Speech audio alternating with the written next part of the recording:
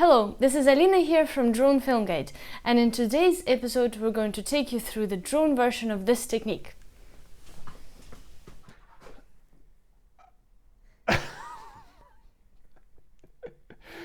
Let's do this.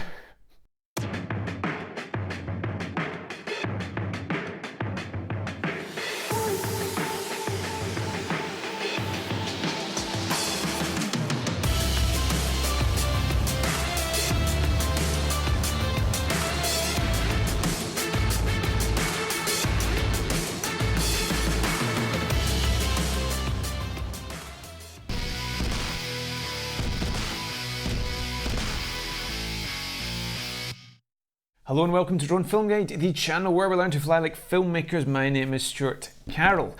Special thanks and welcome to all of our new subscribers. In the last couple of months we've been putting out weekly content from our purpose-built studio here in Scotland, and the growth in the channel has gone to a new level and it's an exciting, fun time for us. So we are very motivated to keep this channel going and bringing lots of new and good content for you guys. So thank you for that. If you've not subscribed, do subscribe and join us on this journey. Right, this tutorial is dead easy. We're doing it in Final Cut Pro 10. I think you can probably do it in most editing software, so if you don't have Final Cut Pro 10, then read between the lines. Let's jump into it right now. The fun part of this clip, of course, is that myself and Alina switch in the middle of the clip and you don't really see it. It's seamless. So in terms of the raw material that we need to make this happen, we need an identical clip of myself, an identical clip of Alina.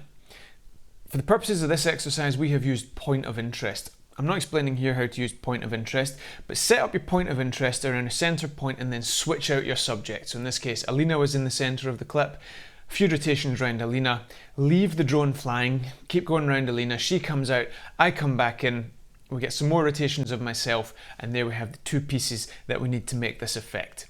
So now we have our raw material, let's look at the effect. Let's take the start of this clip. So, let's take the first few seconds, stop it here, and about here we want to start that spinning rotation. So I'm going to press Shift B there to make a blade mark. Right, we're going to take the clip all the way around to about here. As you can see, all these spins. Press Command B this time just to cut the clip there, because we're about to discard a portion of the clip. Right, Alina goes out.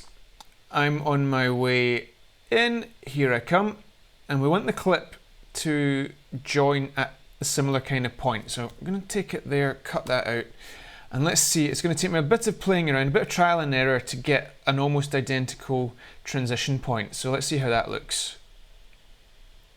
Not bad. I think I just need to cut a few frames off the start of mine. Let's try that. Okay, I think that's pretty much close enough, but we want these frames to be absolutely perfect. And point of interest, I guess there's a little bit of variation there in the rotations on the point of interest. So what I'm going to do, I'm going to select everything. I'm going to zoom in a bit so I have a little bit of latitude to get the perfect match. So we're in at 110% there, and if I look at that, yeah, so the frame of me is kind of jumping over to the right a little bit. So I'm just going to drag that back a little bit in the transform, just to tidy this up a tiny bit. Let's pull it back over here, something like that. That's more like it. We'll scroll to the end of the clip where we want to come out of the speeded up motion. Let's take it about there just before I start walking. Press Shift Blade again, Shift B, and that blades it there. Let's speed up the middle and do the body swap. So click on this little down arrow and put custom in there. Now, because I've done this already, I know that I want that to be 6,000%. So we're speeding up that middle section 60 times. We'll do the same again here. Fast, custom, 6,000. Okay. And that's speeded up the middle section tremendously. Let's see where we're at so far.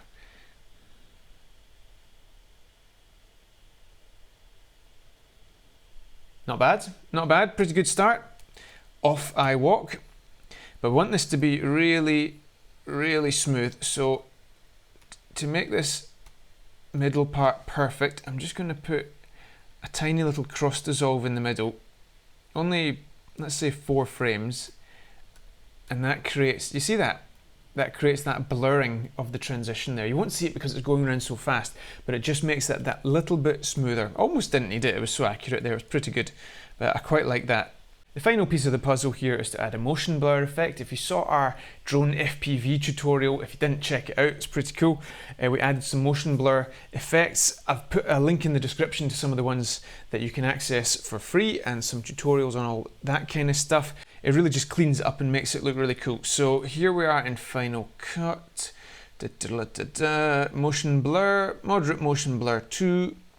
Let's drop that one. And we just need that across the fast bit. We don't need that on the whole clip. So yeah, that's us about there, I'd say. And look at this in the middle. Whoa! So that's with motion blur, without motion blur. Let's see how we get on with this now. So round we go, and whoosh! Transformation from Alina to myself. I think that's kind of cool. I think you can have some fun with that, so if you do get any good results, please do leave links to your work in the comments below. I'd love to see how you get on. If you're not aware, Drone Film Guide is home to the internationally acclaimed and world famous Drone Cinematography Masterclass, 8 hours of drone education, premium content from myself and Alina. There's a link in the description below to that. I definitely recommend you check it out if you want to take your filmmaking and aerial skills to the next level. Okay, now that I've made that point clear, I look forward to seeing you next week here on the channel. We'll have another video up. So until then, happy flying.